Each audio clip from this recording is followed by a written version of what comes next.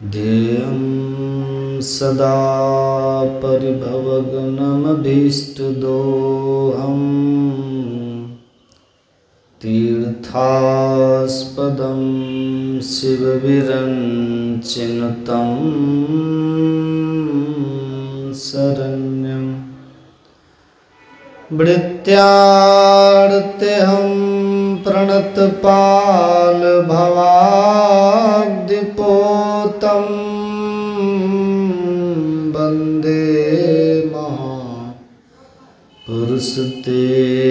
चरणारविन्दम्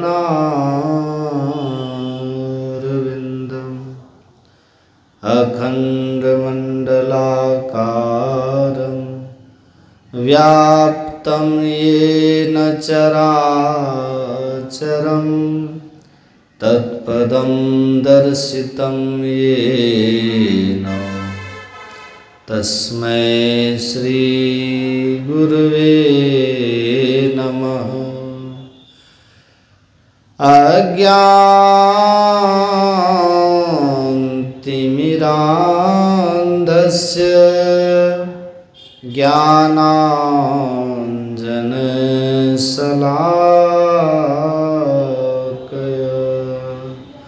चक्षुरुन्मीलितं येन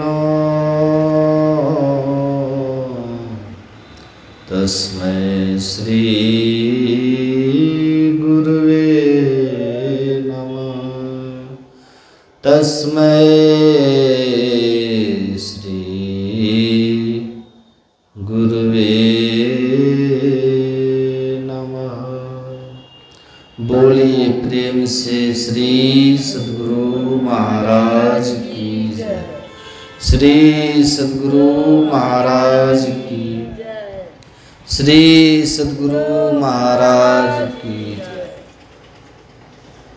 परमाराध्य संत सद्गुरु महाराज के पावन श्री चरणों में बारंबार नमन। उपस्थित सत्संग प्रेमी महानुभावों, पूजनीय माताओं एवं भक्तिमती बहनों, आप सबको भी मेरा प्रणाम। सबको जय गुरु महाराज।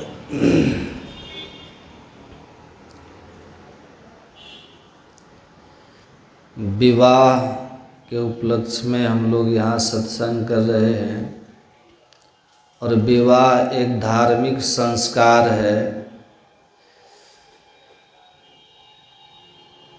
बाकी बहुत से धर्मों में, खास करके इस्लाम और ईसाई जो और बड़े धर्म हैं, उनमें विवाह एक समझौता है, एक कॉन्ट्रैक्ट है। इसलिए वहाँ जब आपस में वैचारिक तानातनी चलने लगता है तो एक निश्चित रकम चुका करके आप उस कॉन्ट्रैक्ट से बाहर हो सकते हैं और हो जाते हैं।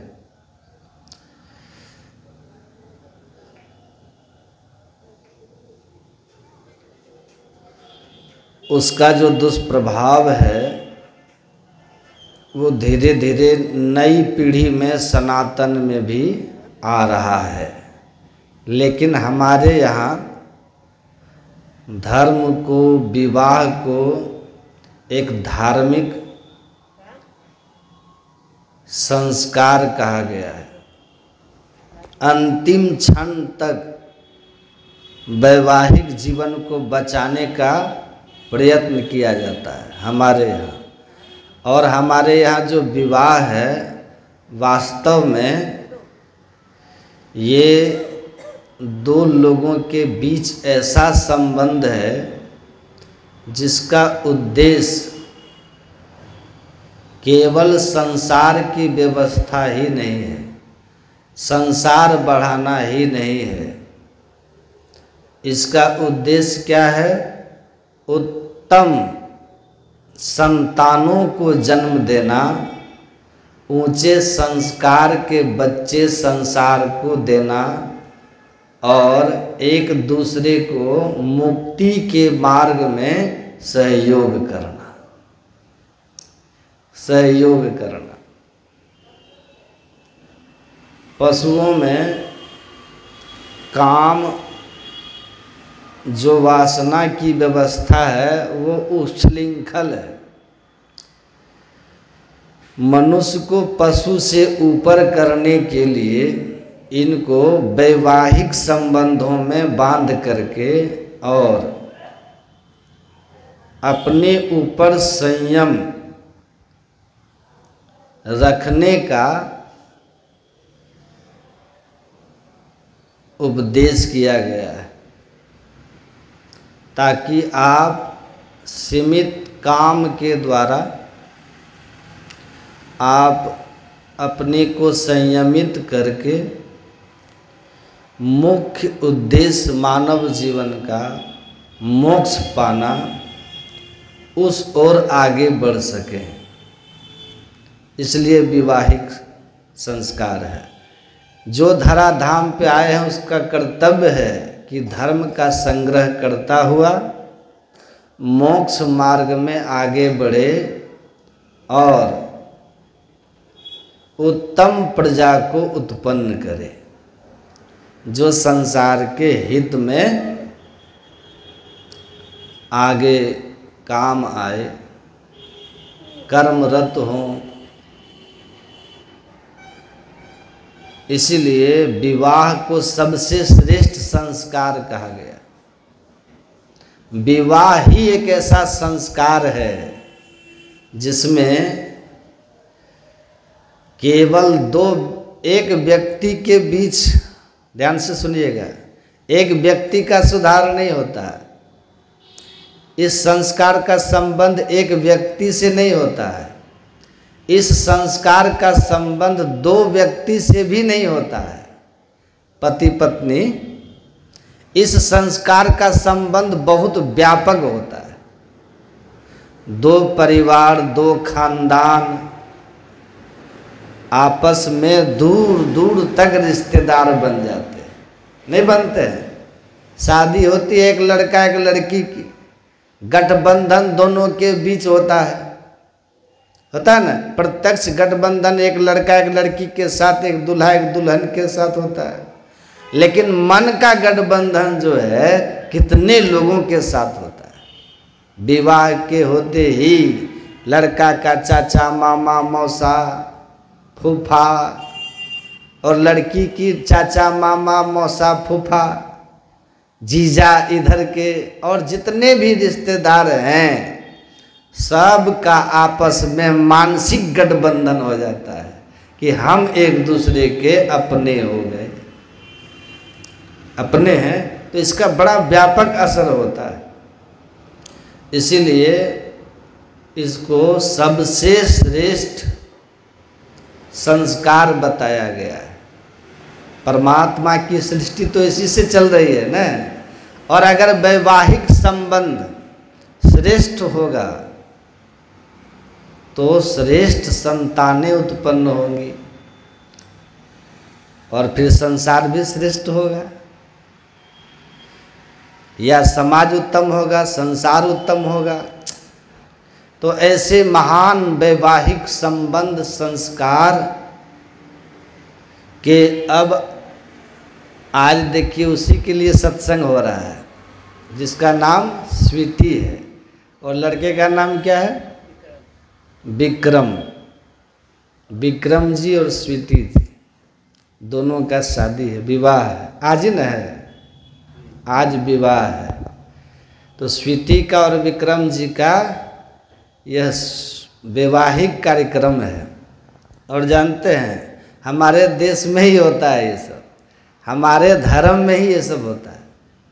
और हमारे देश में रहने वाले दूसरे धर्म के लोग हमारे धर्म से प्रभावित है। पता है आपको कि उनके भी वैवाहिक जीवन लंबा चल जाता है हमसे प्रभावित होकर। नहीं तो विदेशों में एकाध बच्चे जन्म लेने के बाद शायद ही कोई पति पत्नी साथ में रहते हैं, ओनली 20%, केवल 20% पति पत्नी 20 साल तक साथ रहते होंगे, अब बाकी नहीं रहते, बहुत थोड़े।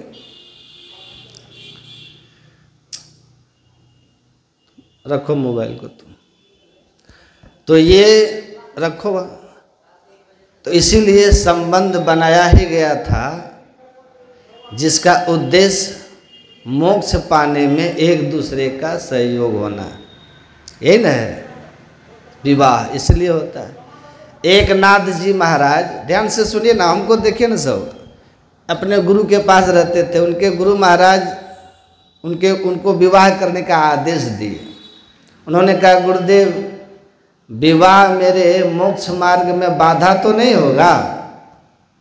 तो गुरु ने उनको कहा अगर मोक्ष मार्ग में बाधा हो तो कौन ऐसा गुरु है जो अपने शिष्य को कीचड़ में डाले? तुम्हारा विवाह हम जिससे करने के लिए कह रहे हैं वह तुम्हारे लिए मोक्ष मार्ग का एक सहयोगी होगी। ऐसे ही लड़की के साथ आपकी शादी हो रही होगी जो आपको भक्ति मार्ग में आगे बढ़ने में सहयोगी होगी। और एक नाथ जी ने गुरु के आदेश को मान करके विवाह किया। अब बाद में एक नाथ जी कहते थे कि मुझे पत्नी नहीं साक्षात भक्ति ही मिल गई है पत्नी के रूप में, जो उनके साधना मार्ग में आगे बढ़ने के लिए हर व्यवस्था करती थी एक नाथ जी को। तो ऐसे ही पति पत्नी के लिए वैवाहिक संबंध बनाया गया है कि जो एक दूसरे का हाथ पकड़ के संसारिक जो हमारे अंदर के अतृप्त वासनाएं हैं वो एक दूसरे के सहयोग से बाहर निकलने के लिए, न कि उसी में घुस जाने के लिए। तो हमारे यहाँ शादी विवाह बहुत ऊंचे उद्देश्य से बनाया गया है। तो मेरी शुभकामना है दोनों का वैवाहिक जीवन जैसा ग्रंथों में कहा है उस उद्देश्य में आगे बढ़ता रहे। और मुझे खुशी है कि इसी तरह के आपस में संबंध रहे, सत्संग ध्यान, और बच्चे भी बड़े माता पिता के अच्छे काम में सहयोगी हैं, बढ़ चढ़ के हैं। तो जीवन की सफलता वैभव की प्राप्ति में नहीं बल्कि भगवत भक्ति की मादकता में है, शांतिमय जीवन की प्राप्ति में। शांतिमय जीवन हो उससे बड़ा सफल जीवन कुछ नहीं है।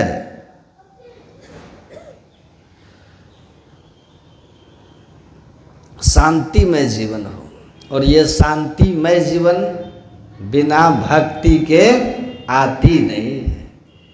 बिना भक्ति के शांतिमय जीवन आती नहीं है। कल भी मैंने कहा था शांति, सुख शांति बिना ध्यान के आने वाली नहीं है। ध्यान बिनु नहीं शांति आवे, तो शांति के लिए प्रयत्न करें। तो संत मत का ज्ञान ही गुरु महाराज ने इस तरह से प्रस्तुत किया है ना कि अगर आप केवल इसको कह दीजिए कहीं भी, जिस तरह से गुरु महाराज ने इस ज्ञान को सिलसिले ढंग से रखा है, अगर आप केवल उस सिलसिला से रख दीजिए, इतना ही आपको करना है, तो सुनने वालों को लगता है कि दिव्य दिव्य बात कही गई है। नहीं लगता है दिव्य बात कि संसार के अधिकांश लोग आस्तिक है। सुन रहे थे ना पाठ में अभी, ईश्वर में विश्वास करते हैं, अपने को ईश्वर भक्त कहते हैं और बड़े गौरव से कहते हैं। बहुत थोड़े हैं जो कहते हैं कि ईश्वर नहीं है, बहुत थोड़े हैं अपने देश में, और कोई भक्ति नहीं करते हैं, नास्तिक है, बहुत थोड़े हैं। उनके जीवन का उद्देश्य क्या है जानते हैं, या उनका कहना क्या है कि यावत जीवेत सुखम जीवेत ऋणम कृत्वा घृतम पिबेत भस्मीभूत शरीरस्य पुनरागमन कुतो भवेत। कि ये आत्मा न स्वर्गो न अपवर्गो न आत्मा पारलौकिक, न कोई स्वर्ग है, न कोई मोक्ष धाम है, और न कोई आत्मा है, न कोई परमात्मा या परलोक है। वो यही कहते हैं जो कुछ है बस यही है, यही है।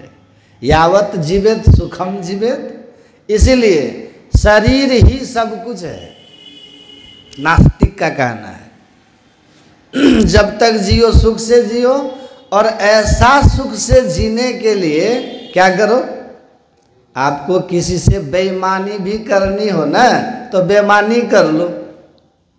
उनका कहना है आप भी घी पियो, लेकिन वहाँ घी शब्द का प्रयोग किए हैं, लेकिन भाव घी नहीं है। क्योंकि आगे के श्लोक में आप पढ़ेंगे चार्वाक का कि पित्वा पित्वा पुनः पित्वा यावत पतंती न भूतले, पियो फिर पियो और पियो, तब तक पियो जब तक पीते पीते एकदम से बेहोश होके जमीन पे गिर न जाओ। तो घी पी के कोई जमीन पे गिरता है? क्या पी के गिरक जाता है, लुढ़कता है? दारू शराब पी के। मतलब क्या हुआ, खाओ पियो मौज करो और कहीं कुछ नहीं है, देह ही सब कुछ है, इसके बाद कोई आत्मा, कोई परमात्मा, कोई स्वर्ग, कोई नरक, कोई आवागमन, कहीं कुछ नहीं है। तो ऐसा उनके जीवन में विचार होता है, और इसलिए इसी विचार के हिसाब से वो जीते हैं। लेकिन बड़ी महत्व की बात कहते हैं, वो महत्व की बात ये है कि जो लोग मानते हैं कि आत्मा है, परमात्मा है, स्वर्ग है, नरक भी है, आवागमन है, परलोक है, वे व्यवहार में वो भी नास्तिक की तरह इंद्रिय वशवर्ती हो करके यही कर रहे होते हैं। कहते हैं कि ईश्वर है, आत्मा है, परमात्मा भी है, परलोक भी है, कहते हैं, लेकिन व्यवहार में वो दिखते कैसे हैं?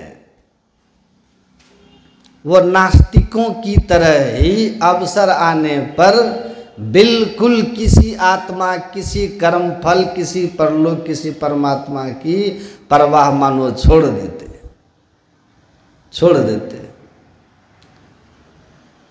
मानते हैं और उस स्थिति में लगता है कि जो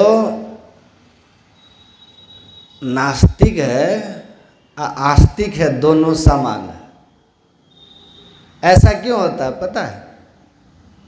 कहते हैं ऐसा इसीलिए होता है कि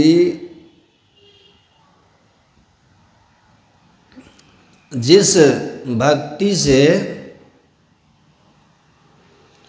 हमारा विचार, हमारा ज्ञान हमारे आचरण में उतर जाए, वह भक्ति का ज्ञान बहुत थोड़े लोगों के पास है, सबके पास नहीं है। अधिकांश लोग भगवान को मानते हैं, सब कुछ मानते हैं, लेकिन भक्ति का मतलब क्या समझते हैं? केवल पूजा पाठ जानते हैं, पूजा पाठ।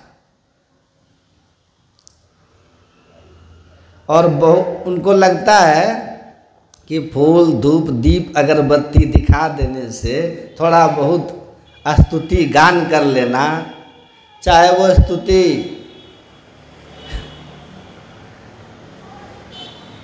बस थोड़ा थोड़ा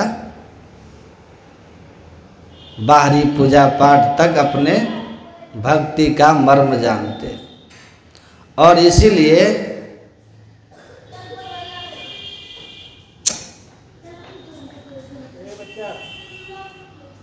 भक्त होते हुए भी, भक्ति करते हुए भी उनका व्यवहार नास्तिक के जैसा ही होता है। समझ रहे हैं कि नहीं? क्योंकि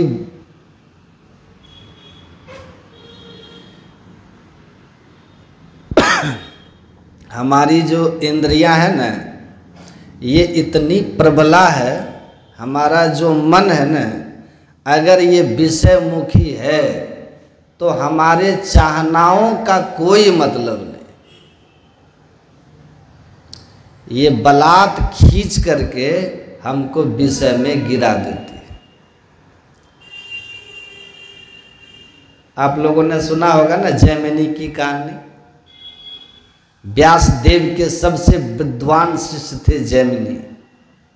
जैमिनी सबसे विद्वान शिष्य वेदव्यास का। जब वेदव्यास जी महाराज उनको लिखा रहे थे तो वेदव्यास जी महाराज ने कहा कि सुनो, लिखिए, इंद्रियां जो है बलात् इतनी शक्तिशाली है कि विद्वानों के मन को भी हर के पाप में गिरा देती है। लिखो। तो वो जैमिनी कलम रोक दिया, कहा कि हम ये बात नहीं मानेंगे, कलम रख दिया। विद्वान है ना, जो धर्म को समझता है, पाप पुण्य को जो समझता है, वो भला कैसे भूल कर सकता है? कैसे भूल कर सकता है? हमारा जानता है ये पाप है, इसका परिणाम नरक है, तो कैसे भूल करेगा? विद्वान को मैं नहीं मान सकता गुरुदेव कि विद्वान मपि कर्षति, बलवान इंद्रिय ग्रामो विद्वान मपि कर्षति। ये बलवान इंद्रियां विद्वानों के भी मन को हरण करके विषय में गिरा देती है, पाप में गिरा देती है। गुरुदेव मैं इससे सहमत नहीं हूँ। विद्वान थे ना, विद्या का अहंकार था और लगा कि विद्या पर चोट पहुंचाया है तो थोड़ा सा खड़े हो गए। कहा ना गुरुजी, ना मानेंगे हम। तो गुरुजी ने कहा कोई बात नहीं है बेटा, कोई बात नहीं। कबीर साहब कहते हैं ना, पढ़ना लिखना चातुरी यह तो बात सहल, काम दहन बस मन बस करन गगन चढ़न मुश्किल। तो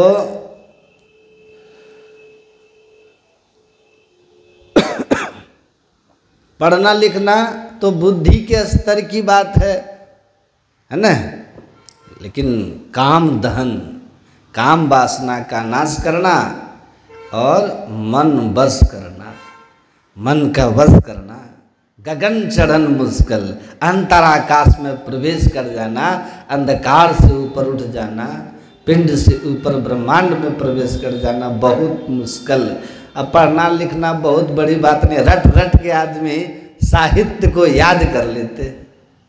लेकिन अब आरती गाना कितना आसान हो गया। आरती तन मंदिर में कीजिए, दृष्टि युगल कर सन्मुख दीजिए, सुन के याद हो जाता है। चमके बिंदु सूक्ष्म अति उज्ज्वल ब्रह्म ज्योति अनुपम लख लीजिए, जगमग जगमग रूप ब्रह्मंडा निरख निरख ज्योति तज दीजिए, शब्द सूरत अभ्यास सरलतर करी करी सार शब्द गही लीजिए, ऐसी जुगति काया गण त्यागी। उसके आगे आप लोग सब भव भ्रम वेद सकल मल छीजे, भव खंडन आरती निर्मल करी में ही अमृत रस पीजे। इसको गाने और याद करने में कितना टाइम लगता है? 2 मिनट। याद करने में 1 घंटा। कम जिसका स्मरण शक्ति है सुन के 2-4 दिन में याद कर लेंगे।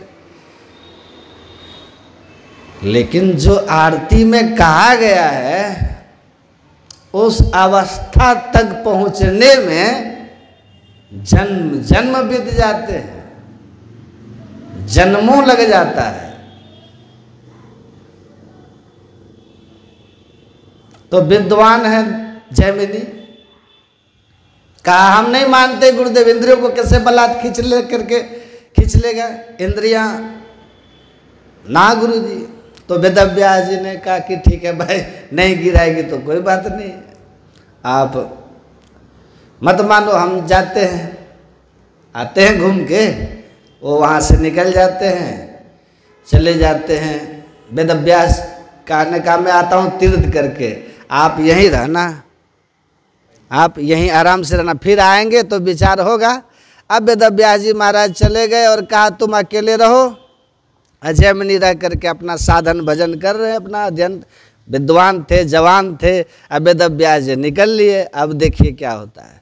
वेदव्यास जी महाराज जब उधर गए तो इधर मौसम खराब हो गया, तेज आंधी तूफान, और इतना मौसम बिगड़ा आंधी तूफान में। उसी समय सायंकाल में एक 16 वर्षीय अति सुंदरी युवती भींगी हुई बदन में वहाँ पे पहुँच जाती है जैमिनी के पास। कहती है कि मैं रास्ता भटक गई हूँ, सायंकाल हो गया, रात्रि हो जाएगी, कोई जंगली जीव हमको मार देगा या कोई जंगली लोग हमको पकड़ लेंगे, मैं बहुत मुश्किल में पड़ जाऊंगी, तो आप मुझे रात्रि भर के लिए यहाँ निवास का अवसर दीजिए। और उन्होंने कहा कि ठीक है, रह जाइए। वो वहाँ रहने का आदेश दे दिए और कहा ये मेरे इस कमरे में आप रह जाओ, कपड़े बदल लो, रह जाओ, दरवाज़ा बंद कर लेना, मैं भी कहूँ तो दरवाज़ा सुबह के पहले मत खोलना। और जाकर के जैमिनी जो है वेदव्यास जी महाराज के ही कुटी में जाके सो गए। अब आंखें बंद किया तो बलवान इंद्रिय ग्रामो विद्वांसमपि कर्षति, आंखें बंद की तो वो स्वप्न सुंदरी, वो जो युवती थी, उसका चेहरा इनके सामने आ गया। अब ये आंखें बंद करे तो वो रूप इनको खींच लिया। क्यों? विद्वान थे ना, लेकिन इंद्रिय बस वर्ती थे, इंद्रिय जयी नहीं थे। बार बार उसका चेहरा सामने आने लगा। किसी भी चीज का जब बार बार चिंतन होगा ना तो स्वाभाविक है, ध्यायते विषयान पुंस संगस्ते सुपजायते। जिसका बार बार आप चिंतन करेंगे, जिस वस्तु का, जिस व्यक्ति का, वहाँ आपकी आसक्ति हो जाएगी। जैसे आसक्ति हुई कि तब आपको लगेगा कि मेरे लाइफ में इस वस्तु, व्यक्ति या पद की कमी जीवन को शांति सुख नहीं दे सकता। जब तक उसकी प्राप्ति न हो भीतर बेचैनी और जीवन अधूरा है, ऐसा लगे। फिर उसके लिए आप प्रयत्नशील हो जाइएगा। और जब प्रयत्नशील होंगे, विघ्न डालेगा कोई, तो आपको फिर क्रोध आएगा। क्रोध में अबोध हो जाएंगे, फिर घर अधर्म, धर्म अधर्म, पाप में कुछ रहता है, मान मर्यादा किसी का ख्याल रहता है क्रोध में। तो जैमिनी जो है, इतना गहरा ख्याल आने लगा उसको कि जैमिनी ने कहा कि गुरु महाराज ने तो कहा ही है कि मोक्ष पाने के लिए गृहस्थ या विरक्त होना मतलब नहीं रखता। मूल बात यह है संयम में रह करके साधना करना। गुरु महाराज ने कहा ही है, तो मैं विवाह कर लेता हूँ और तब साधना करूँगा। और चले गए उस लड़की के पास, कहा दरवाज़ा खोलो, बोले ना खोलेंगे, आप मना किए हैं। बोला मैं जैमिनी हूँ। कह रहे आप ही तो कहा कि मैं भी आऊँ तो नहीं खोलना। वो कहानी में लिखा है, वो तो फूस के पहले होते थे ना, झोपड़ी फूस के होते थे। ऊपर छप्पे पे चढ़ के छप्पर फाड़ के जैमिनी ने नीचे कूद गया। कूद के कहता है कि आप हमसे शादी कर लीजिए, हम विवाह प्रस्ताव लाए हैं। लड़की कहती है मेरा सौभाग्य है, आप जैसे नौजवान सुंदर और विद्वान दुनिया में प्रसिद्ध वेदव्यास के सबसे योग्य शिष्य हमारे पति हो। मैं तैयार हूँ, लेकिन शर्त यही है कि विवाह उस पहाड़ी के ऊपर वाले मंदिर में होगी जिस मंदिर में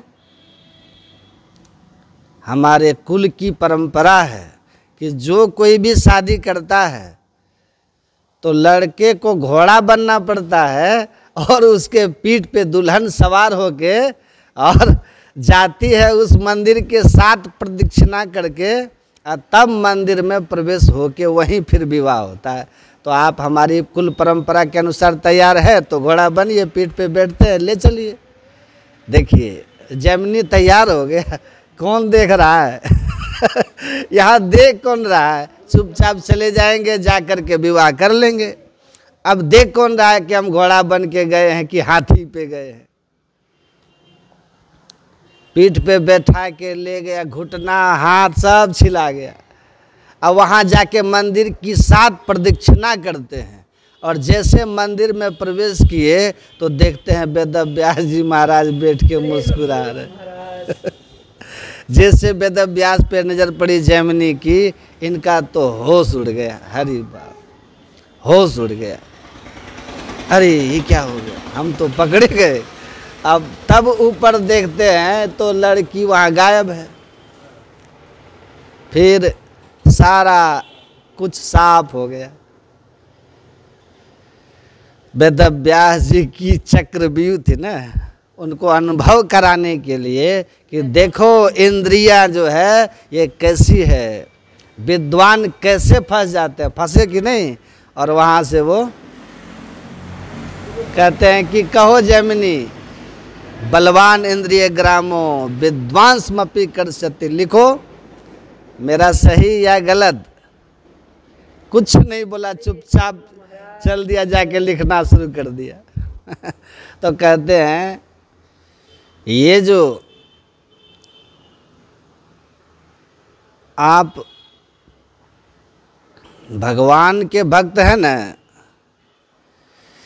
लेकिन भक्ति का सही स्वरूप नहीं जानते हैं। जिस भक्ति से इंद्रियों को जीता जा सके,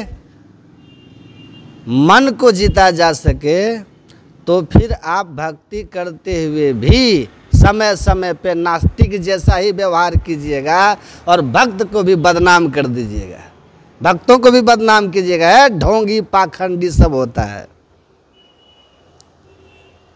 क्यों? इसीलिए कि आप समय तो देते हैं भक्ति में, लेकिन गुरु महाराज कहते हैं आओ भक्त सार भक्ति करो, असार भक्ति करी संसार भ्रमत रही, भक्ति श्रम निष्फल हो। बहुत देर तक पूजा पाठ कर रहे हैं। हम तो ऐसे ऐसे आदमी को देखे सुने कि कस्टम में एक थे, बहुत समय लगा करके पूजा करते थे, बहुत समय लगा पूरा हनुमान चालीसा, दुर्गा सप्तशती, सुंदर कांड, फलना कांड, चिलना कांड सारा पढ़ते थे वो। और जानते हैं उसके बाद क्या करते थे? घूस लेने में भी कहीं कोई कमी नहीं करते थे। और अगर पार्टी वाटी मिल गया कहीं तो इसमें भी परहेज नहीं रखते थे। तो कुछ लोग हंसते थे, पूजा तो बड़ा लंबा करते हैं ये, लेकिन टेबल के नीचे से भी लंबा अमाउंट लेते हैं तो हंसते हैं ना लोग। उनका पूजा पाठ भक्ति उपहास करता था ना। और जो अधिक पूजा और जो सही में भक्त होंगे, उपहास उनका भी होगा, है कि नहीं? बाहरी भक्ति करने वालों से चित्त वृत्ति में शुद्धि नहीं हो सकती। मूल बात है कि हमसे भूल कैसे होती, इसको समझिए। कबीर साहब कहते हैं मोहि लगी गयो बान सरंगी हो, अधन सतगुरु उपदेश दियो है, हो गई चित्त भिरंगी हो।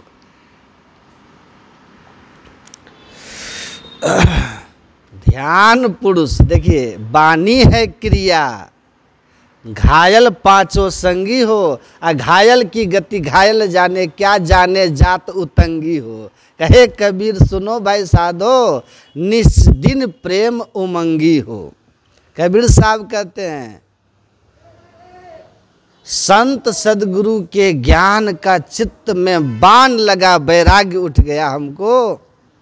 और उस वैराग्य में, वैराग्य की स्थिरता कैसे होगी, तो कहते हैं ध्यान पुरुष, वाणी है क्रिया। हमारे यहाँ परंपराएं ऐसी रही है ना कि पति को लोग स्वामी कहते हैं, नहीं देखते हैं ना, वो जो सीरियल, धार्मिक सीरियल साथ आते थे ना पहले, तो पति को लोग बोलेंगे स्वामी, कहा जाता है ना स्वामी। स्वामी स्वामी मतलब क्या होता है? मालिक। महात्माओं को हम लोग को स्वामी इसलिए कहते हैं, महात्माओं की जो उनसे यही अपेक्षा की जाती है कि ये इंद्रियों का स्वामी है। स्वामी इनका आँख, कान, नाक, जीभ, त्वचा, ये जो इंद्रियां है, इन इंद्रियों पर उनका वश है। ले जाइए उधर जाके गप कीजिए ना। ये इंद्रियां उनके इच्छा के विरुद्ध उनको खींच के पाप में नहीं गिरा सकती है, इसलिए स्वामी। और उनका चित्त शुद्ध है, वो इंद्रियों को जीते हुए हैं, इसीलिए वो स्वामी है, जिसको गोस्वामी तुलसीदास जी कहते हैं। स्वामी संदीपानंद, स्वामी सतप्रकाश, स्वामी गुरुनंदन, स्वामी फलना, स्वामी परमानंद, है नहीं बोलते हैं। बाकी उनके पास धन दौलत थोड़ी है, वो अलग बात है, कलयुग में है। तो स्वामी मतलब क्या हुआ? इंद्रियों का स्वामी। पुरुष को स्वामी कहते थे पहले अपने पति को। पत्नी पति का अनुकरण करती थी। वाणी जो है स्त्री है, ध्यान जो है वो पुरुष है। जैसा आप वाणी से बोलते हैं वैसा आपका आचरण में आ जाए, ये तब होगा जब ध्यान कीजिएगा। आप सच्चे अर्थ में पुरुष बन जाइएगा। फिर स्त्री हो या पुरुष हो, आओ वीरो मर्द बनो, अब जेल तुम्हें तजना होगा। अब मन निग्रह के समर क्षेत्र में सन्मुख थिर डटना होगा। तो यहाँ गुरु महाराज कहते हैं आओ वीरो मर्द बनो, तो केवल पुरुष को कह रहे हैं क्या? है ये नर हो या नारी हो, भाव यहाँ जीवात्मा के लिए, जीवात्मा के लिए, कि जो जीवात्मा है उसको लड़ना है, संघर्ष करना है, मन से भिड़ना है, इंद्रियों को बस में करना है। क्योंकि मन को बस में करोगे इंद्रियां बस हो जाएगी। इंद्रियां ना मनोनाथ हो। इंद्रियों का स्वामी कौन है? मन है। और मन जब आपका विकारी होगा ना, तो फिर क्या करेगा ये?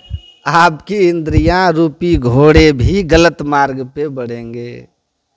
मन अगर पवित्र है आपका, तो इंद्रियों को मन प्रेरित ही नहीं करेगा कुकर्म की ओर। मन इंद्रियों का स्वामी है, इसलिए कहा मन को बस करो, मन को पकड़ो। तो कबीर साहब कहते हैं भक्ति ऐसी हो जिसमें ध्यान हो। ध्यान जब फलीभूत हो जाएगा ना, शून्यगत हो जाएगा, चित्त आपका शुद्ध हो जाएगा अंतः प्रकाश होते ही, और तब आपकी वाणी आपका आचरण दोनों में एकता हो जाएगी। जैसा कहेंगे वैसा आचरण में करेंगे। तो ध्यान की महिमा है ना। भगवान श्री राम अयोध्या की गद्दी पर बैठते हैं ना। और अयोध्या की गद्दी पर जब भगवान श्री राम बैठते हैं तो महर्षि वशिष्ठ गद्दी पर उनको आसीन कराते हैं। और तब काकभूषुंडी जी कहते हैं जब ते राम प्रताप खगेशा, उदित भयउ अति प्रबल दिनेशा, पूरी प्रकाश रहु तिहुलोका, बहुतन सुख बहुतन मन शोका, जिन्हें शोक ते कहो बखानी, प्रथम अविद्या निशा नसानी, अग उलूक जहाँ तहाँ लुकाने, काम क्रोध कै रब सकुचाने, विविध काम गुण कर्म स्वभावु, ये चकोर सुख लहु न काहू, मत्सर माह मोह माद मन चोरा, इनकर हुनर न कब निहु ओरा। यहाँ तक कह रहे हैं राम प्रताप रूपी सूरज का उदय जब हुआ तो तीनों लोक प्रकाशमय हो गया। अभी आपका यही लोक अंधकार में है, अब वहाँ तीनों लोक प्रकाशमय हो गया, मतलब तीनों लोक उसके ज्ञान में आ गया। प्रकाश होना मतलब ज्ञान हो गया, तीनों लोक प्रत्यक्ष हो गया उनके लिए। अभी हम लोग इसी लोक के बारे में नहीं जान रहे हैं, दीवार के उस पार क्या हो रहा है पता है, ये भी हम लोगों के ज्ञान में नहीं है। कौन किस उद्देश्य से हमारे पास आया है ये भी हम नहीं जानते। सामने आया है, जो कह रहा है वही भाव है उसका, वही उद्देश्य है उसका, या हमको छल पूर्वक बोल रहा है और इसकी बात में आके हम चले जाएंगे, ये भी हम नहीं जानते। हम तो इसी लोक में अंधकार में है। हमें ये नहीं पता कि जिस धरती पे हम रहते हैं, घर बना के उसके नीचे सोना चांदी हीरा जवाहरात क्या है नहीं है पता है, सब अंधेरा है हमारे लिए।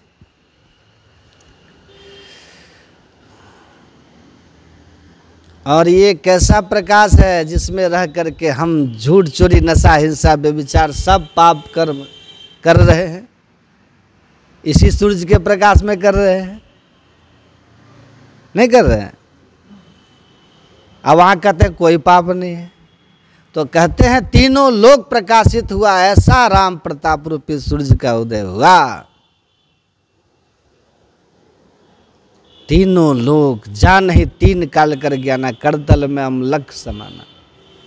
यहाँ बैठे बैठे सब पता है। ऐसी स्थिति हो गई कि बैठे यही हैं, अब ब्रह्म लोक शिवलोक वैकुंठ लोक सब लोक का सब कुछ प्रत्यक्ष हो रहा है, कुछ छिपा नहीं। कहाँ क्या हो रहा है, कौतुक देखें शैल बना भूतल बुरी निदान, सब प्रत्यक्ष है, सब प्रकट है। लाइन दिलवाओ ना जी, क्या तुम कर रहा है जी।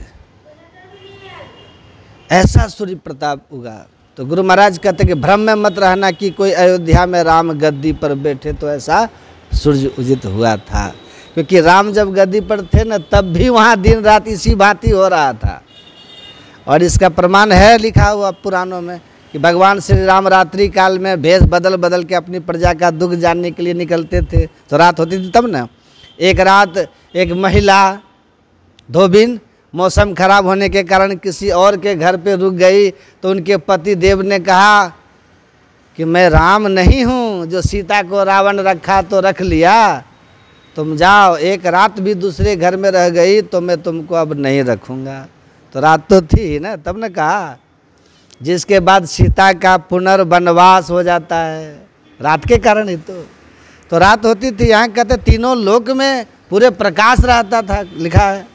तो तुलसीदास जी अंत में जाके समझा देते हैं कि कभी भ्रम में मत रहना कि अयोध्या में हुआ था। ये तुलसीदास भी स्पष्ट करके कह रहे हैं, यह प्रताप रवि जाके उड़ जब कर ही प्रकाश। और मतलब और माही प्रभु गुप्त, और मतलब हृदय।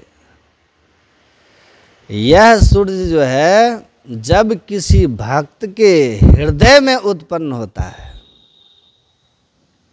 वो कहानी सुने हैं ना कि एक ब्राह्मणी अपने सहेलियों के पास जाती थी तो उनके सहेलियां ताना मारती थी, तुम्हारा पति जो है साकट है, शूद्र है, वो तो भजन करता ही नहीं है, संध्या वंदन तो करता ही नहीं है। तो उस ब्राह्मण से एक पत्नी जाके बोली कि ऐसे ऐसे सब बोलती है, आप क्यों नहीं बैठ करके संध्या वंदन करते हैं, पूजा पाठ, वो बाहरी उनकी संध्या वंदन, वो बाहरी पूजा पाठ हवन आदि। तो देखिए वो ब्राह्मण ने कहा, सुने ना पाठ में कि हे देवी मृता मोहमयी माता जातो बोध मयम सुतः सूतक द्वय संप्राप्तो कथम संध्याम उपासमहे। हृदयाकाशे चिदादित्य सदा भासति भासति नास्त मेति न च उदेति कथम संध्याम उपासमहे। कह मेरी मोह रूपी माता की मृत्यु हो गई है और ज्ञान रूपी पुत्र का जन्म हो गया है। तो माँ मर गई तो सूतक लग गया, या घर में कोई जन्म लिया तो सूतक लग गया। तो कहते हैं ये जो बाहरी पूजा होती है ना देवी, ये सूतक उसमें लगता है। कर्म कांड में सूतक लगता है, ज्ञान कांड में नहीं लगता है। ध्यान से जान लीजिएगा। ऐसा नहीं कि घर में कोई बच्चा जन्म लिया तो ध्यान नहीं करेंगे, उस दिन तो और जम के ध्यान करो कि बच्चे का संस्कार अच्छा हो जाए। कोई गुजर गया तो खूब ध्यान उस दिन भगवान का नाम लो बैठ करके। हाँ, बाहरी मनाही है, बाहरी में जो हिंदू धर्म का कर्म कांड कहता है, लेकिन ध्यान तो उस दिन खूब जम के करो, ये ज्ञान कांड कहता है, ताकि उसका उस आत्मा के लिए करो कि उसका शुभ गति हो जाए। तो उन्होंने कहा कि वो लोग जो कर्म कांड करते हैं ना देवी, संध्या वंदन जो करते हैं, इसलिए कर लेते हैं। मैं नहीं करता कि मेरी मोहमयी माता का नाश, मृत्यु हो गई है, ज्ञान में पुत्र का जन्म हो गया है। अब हम कैसे संध्या वंदन करें? ये कैसे हुआ? मोहमयी माता मर गई, ज्ञान में पुत्र का जन्म कैसे हुआ? तो कहा हृदयाकाश में चैतन्य रूपी सूर्य सदा उदित रहता है, वो डूबता ही नहीं कभी। और डूबे उगे तब न संध्या हो। सूर्यास्त होगा तो संध्या, सूर्योदय होगा तो संध्या, सूरज पूर्वाहन से अपराह्न में जाएगा तो संध्या। हमारा सूर्य हमेशा एक रस रहता है, ज्ञान में सूर्य हृदयाकाश में सदा उदित रहता है। कैसे संध्या वंदन करूं देवी? तो ये मोहमयी माता कब मर जाती है? प्रथम अविद्या निशा नशानी। अविद्या का अंत होता है ज्ञानता। मोह का अर्थ क्या होता है? ज्ञानता। आत्मज्ञान विहीनता को अज्ञानता कहते हैं। आत्मज्ञान विहीनता को अज्ञानता। ज्ञान में सूर्य उदित हुआ, उसका फल ये हुआ कि अग उलूक जहाँ तहाँ लुकाने। अग मतलब क्या होता है? पाप। उलूक मतलब उल्लू। आपने कभी सूर्य के प्रकाश में उल्लू को उड़ते देखा है? रात्रि में उड़ते हैं उल्लू, दिन में नहीं उड़ते। उसी तरह गुरु महाराज भी कहते हैं, नवधा भक्ति की छठी भक्ति, छठ दमशील विरति बहुकर्मा। जो अपने इंद्रियों को एकदम से विजय कर लिया है, दमशीलता में जो पूर्ण हो गया है, वह दृष्टि योग की क्रिया के द्वारा, जिसमें कल भी मैं कहा था मंत्र जाप और इष्ट रूप का ध्यान, ये दो क्रिया चित्त के सात्विक करने के साधन है ना। और प्रारंभ में इनका बहुत महत्व होता है, क्योंकि जो जल में पड़ा हुआ है वो जल का ही सहारा बना के जल से बाहर निकल सकता है।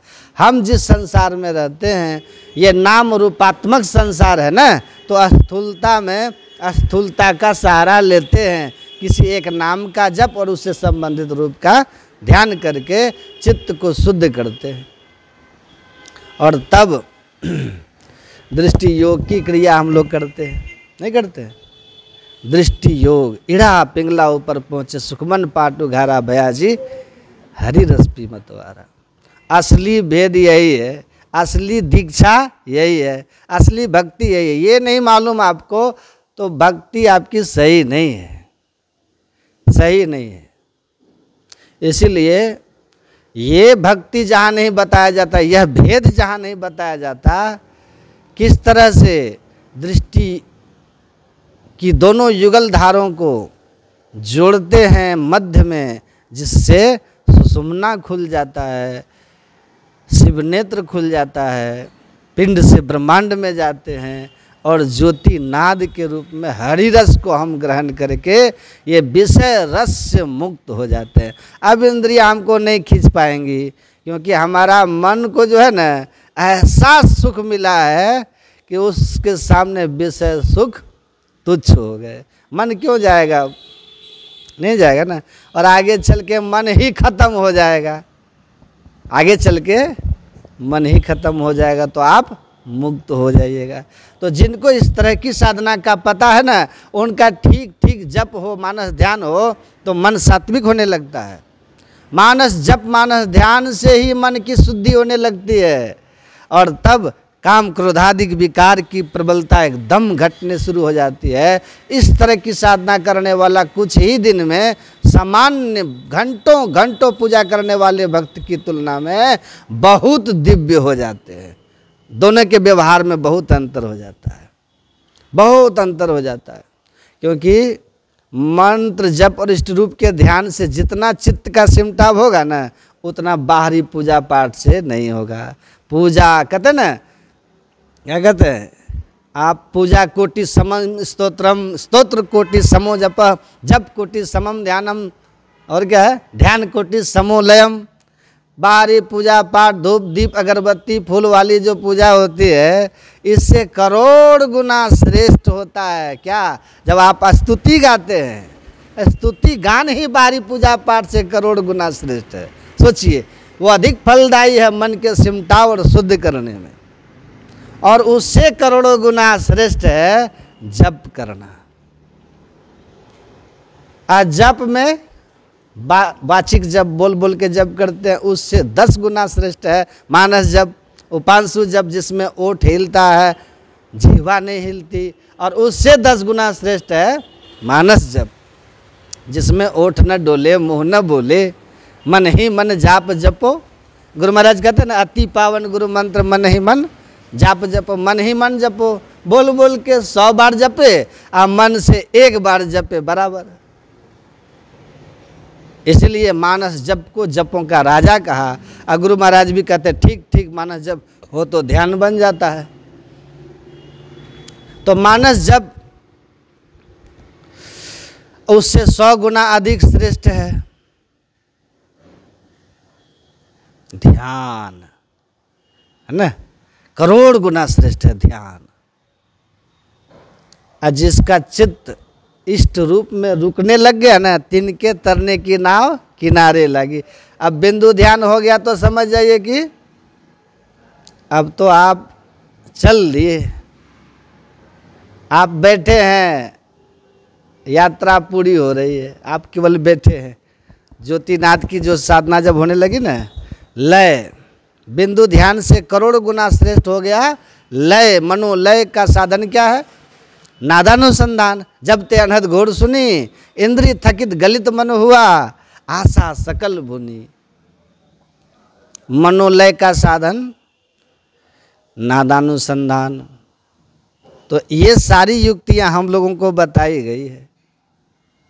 इसीलिए कहा कि ठीक ठीक मानस जप मानस ध्यान, जिसका जप भी होने लग जाए बाहरी पूजा पाठ करने वालों से, उसका भी व्यवहार, उसके भीतर की जो स्थिति होगी, मन स्थिति काम क्रोधादि विकारों की, वो बहुत विशेष, मतलब कि दबा हुआ रहेगा, श्रेष्ठता रहेगी आपके अंदर में, आचरण परिवर्तन होने लगेगा।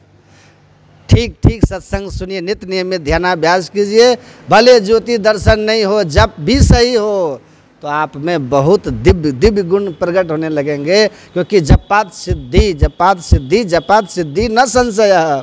जप से भी बहुत तरह की सिद्धियां होती है, बहुत तरह के दिव्य दिव्य शक्तियां आती है, बस उनका प्रदर्शन नहीं होना चाहिए। जिन पाया तिन छिपाया। लेकिन जब आम पकता है ना, तो केवल छिलका रंग नहीं बदलता, भीतर गुदा भी, खाली रस नहीं बदलता, छिलका भी रंग बदलता है। उसी तरह साधना जब अंदर में आपकी ठीक ठीक होने लगेगी ना, तो आपका बाहरी व्यवहार में भी दिव्य परिवर्तन होने लगेगा, जो लोगों पर सकारात्मक असर डालेगा, प्रभाव डालेगा, प्रेरित करेगा ठीक ठीक होने पर। तब गुरु महाराज कहते छठी भक्ति कीजिएगा दृष्टि योग की साधना। उस साधना को करते हुए साधक जब त्रिकुटी में पहुंच जाता है ना, जहाँ जाकर के उसको सूर्य का दर्शन होता है, वहीं वहाँ पर ज्ञान में सूर्य उदित होता है। उड़ जब करे प्रकाश, तब पाप रूपी उल्लू एकदम छिप जाता है, काम क्रोध आदि विकार एकदम शांत हो जाते हैं। और मत्सर मान मोह मद चोरा इनकर हुनर न कबनी ओरा, ईर्ष्या द्वेष छल प्रपंच सब समाप्त। अब फल क्या होगा? ये जो आपका हृदय रूपी तालाब है ना, धर्म तड़ाग ज्ञान विज्ञाना, यह पंकज बिकसे विधि नाना, सुख संतोष विराग विवेका, विगत सो किए कोक अनेका। आपके अंदर में सुख संतोष वैराग ज्ञान विज्ञान ये सब बढ़ने लग जाएंगे। भीतर अपूर्व शांति की अनुभूति होगी। वह सूर्य त्रिकुटी में दिखता है, जा सन्मुख या सूर्य अमित अंधार है, ऐसो सूर्य महान चंद हद पार है। पलटू साहब कहते हैं ना, उस देश की बात मैं कहता हूँ, आसमान के बीच सुलाख है जी, बादशाह उसी बीच बैठा है, सूझ पड़े बिन आँख है जी, सुर्ख तो उसका चेहरा है, आफताब तो सब दुख लाख है जी, पलटू हु आवाज आवे, मेरा मेरा वहाँ मेरा मन मुस्ताक है जी। पलटू साहब कहते हैं कि मैं वहाँ की बात कहता हूँ जहाँ ऐसा सूर्य उदित होता है जिसके सामने ये सूर्य जो है ना 1,00,000 गुना कम प्रकाशमान है, इससे 1,00,000 गुना अधिक प्रकाशमान वो सूर्य है। मैं वहाँ की बात कर रहा हूँ, पलटू साहब कह रहे।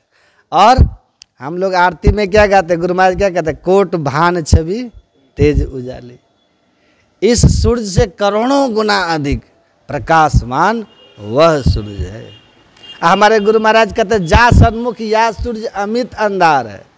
अब वो लाख, पलटू साहब कहते हैं लाख, तुलसी साहब कहते हैं करोड़, और गुरु महाराज कहते हैं अमित अंधार है। अमित मतलब जिसकी गणना ही नहीं की जा सकती, असंख्य गुना वो सूर्य इस सूर्य से अधिक प्रकाशमान है। वो सूर्य कहाँ उदित होता है? बिंदु चंद तब सूर्य प्रकाशे, शब्द लहर लहराई हो, जो अति सिमटी रहे सुख मन में, ताको पड़े जनाई हो। पहले एक बिंदुता की प्राप्ति करते हैं और तब एक बिंदु मिलता है जहाँ पे चंद्र दर्शन होता है, रात्रि के प्रकाश का केंद्र, जहाँ पूर्ण चंद्र का दर्शन होता है, उसके बाद दिन का प्रकाश शुरू होता है और तब प्रकाश के केंद्र में पहुँचते हैं जहाँ त्रिकुटी है और वहाँ पूर्ण सूर्य का दर्शन होता है। वह सूर्य ऐसा दिव्य सूर्य है, इस सूर्य से अनंत गुना असंख्य गुना प्रकाशमान है। उस सूर्य का दर्शन जिसको हुआ, अब तीनों लोक भयो उजियारो, तीनों लोक में अब उससे कहीं कुछ भी नहीं छुपा हुआ, सारे काम क्रोधादिक विकार शांत हो गए। ऐसी अवस्था होती है उस सूर्य के दर्शन से। ऐसी साधना के पथ पे चलिएगा तो जैसे जैसे सिमटाव कीजिएगा भीतर शांति होती जाएगी। आप साबुन लगाना शुरू कीजिएगा ना तो कपड़ा साफ होना शुरू हो जाएगा। एक समय आएगा जब 2 4 5 बार साबुन मारे पूरी तरह साफ हो गया। उसी तरह से पूर्ण सूर्य के दर्शन से तो विकारों का पूर्णता सफाया होता है, लेकिन विकारों का नाश होना शुरू कहाँ से होगा, घटना कहाँ से शुरू होगा? गुरु महाराज कहते सतगुरु सतगुरु नित्य ही पुकारत, छीजत पाप समूह रहे, सतगुरु रूप हिये में धारत, काम क्रोध मद लोभ दहे। यहाँ से घटना शुरू हुआ, वहाँ जाके पूरा खत्म हुआ त्रिकुटी में, तो उसका दर्शन करना है। ऐसा दिव्य सूर्य उड़ जब करे प्रकाश, अपने हृदय में साधक को अनुभूति होती है। कहते हैं इसी के लिए साधना है। उसके बाद आगे क्या है? शब्द महल, जहाँ साधक को शब्द ही शब्द भयो उजियारो। फिर नादानुसंधान जो जानते हैं, उसके बाद शब्द मंडल शब्द सरिता को भी पार करके फिर त्रिकुटी पर शब्द सरिता पार में प्रत्यक्ष विराजे रामा। इस त्रिकुटी को पार किए, शब्द मंडल को पार किया, जिसमें एक जड़ शब्द मंडल है और दूसरा चेतन शब्द मंडल है, और दोनों को पार किए प्रत्यक्ष विराजे रामा। वो परमात्मा की प्रत्यक्षानुभूति हो जाती है, जीव पीव का मिलन होता है। सोई जाने देव जेव जनाए, जानत तुम्हें तुम्हें हो जाए। ऐसा सूर्य उगता है वो बड़ा निर्मल सूर्य है, इसीलिए उस निर्मल सूर्य को देख करके हृदय निर्मल हो जाता है। वो निर्मल ज्योत जरत घट माही, देखत दृष्टि दोष सब चीज है। कबीर साहब की वाणी है ना, कबीर कमल प्रकाशिया उगा निर्मल सूर, रैन अंधेरी मिट गई बाजे अनहद दूर। कबीर साहब क्या कहते हैं, कबीर कमल प्रकाशिया उगा निर्मल सूर। कमल प्रकाशिया उगा निर्मल सूर मतलब पहले कमल प्रकाशिया कि पहले निर्मल सूर्य उगता है, पहले सूर्योदय होता है ना, तब न कमल खिलता है। कमल खिलने के बाद सूर्योदय नहीं होता। लेकिन कबीर साहब कहते हैं कि कबीर कमल प्रकाशिया तब उगा निर्मल सूर्य। कमल प्रकाशित हुआ, सूर्य उदित हुआ, रेन अंधेरी मिट गई बाजे अनहद दूर। इसका मतलब पूरी तरह से अंधेरा समाप्त हो गया। जो तो पहरे गगन रवि छाई, तासु उजास भये घट माही। तो पूरी तरह प्रकाश हो गया। तो कमल पहले कैसे होगा इसको समझिए। कबीर तो यहाँ कमल जो है ना उल्टा उगता है। यहाँ बाहर में सूर्योदय होगा तो कमल खिलेगा, और अंदर में पहले कमल खिलेगा तब सूर्य दर्शन होगा। इसलिए कमल क्या है, दो कमल है। एक जिसको आज्ञा चक्र कमल कहते हैं, उसको द्विदल कमल कहा जाता है। ये द्विदल कमल पहले ये करोति सदा ध्यानम आज्ञा पद्मस्य गोपितम प्रभु जन कृतम पापम विनश्येद विरुद्धतः। आज्ञा पद कमल है ना, पद्म का मतलब भी कमल होता है, पंकज का भी अर्थ कमल होता है। तो जो इस आज्ञा चक्र का ध्यान करता है, पद कमल का ध्यान करता है, भगवान शिव कहते हैं पाप का नाश होता है। और जब आज्ञा पद कमल उन्मेक हो गया, छठी भक्ति करके दृष्टि योग करके सुषुम्ना शिव नेत्र खुल गया, तो आज्ञा पद कमल खुला, खिल गया, आप अंदर प्रवेश कर गए। तो सहस दल कमल दल है ना, जहाँ पर सहस्र कमल दल ज्योति करे झलमल, सहस कमल दल है। रात्रि का प्रकाश भाग जहाँ पर पूर्ण चंद्र का दर्शन होता है, बिंदु चंद तब सूर्य प्रकाशे। पहले आज्ञा पद कमल, तब सहस दल कमल, और तब वह निर्मल सूर्य आपको ग्रहण में दर्शन होगा, जिससे हृदय पूर्ण धर्म तड़ा ज्ञान विज्ञाना ये पंकज विकसे विधिनाना। तब जा करके वहाँ पर वो कमल खिलेगा जो ज्ञान विज्ञान वाला है। वो तो महापुरुष लोग कहते हैं इस तरह से ध्यान साधना कीजिए, और वह निर्मल सूर्य है। उस सूर्य के दर्शन से हृदय आपका निर्मल, मन निर्मल, इसलिए पाप खत्म रहेगा। पाप इसको ठीक ठीक आप लोग जानिए, इस साधना को करना है ना। और उसके दर्शन से हृदय में बहुत देखिएगा आनंद आएगा, क्योंकि इस सूर्य में तो गर्मी है, आँख नहीं ठहरेगी।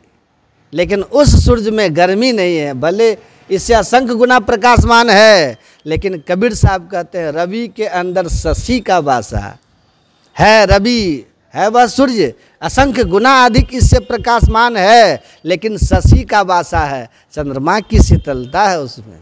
इसीलिए उसके दर्शन से हृदय एकदम शीतल हो जाता है, शांत हो जाता है, विकार रहित हो जाता है, आनंद से भर जाते हैं।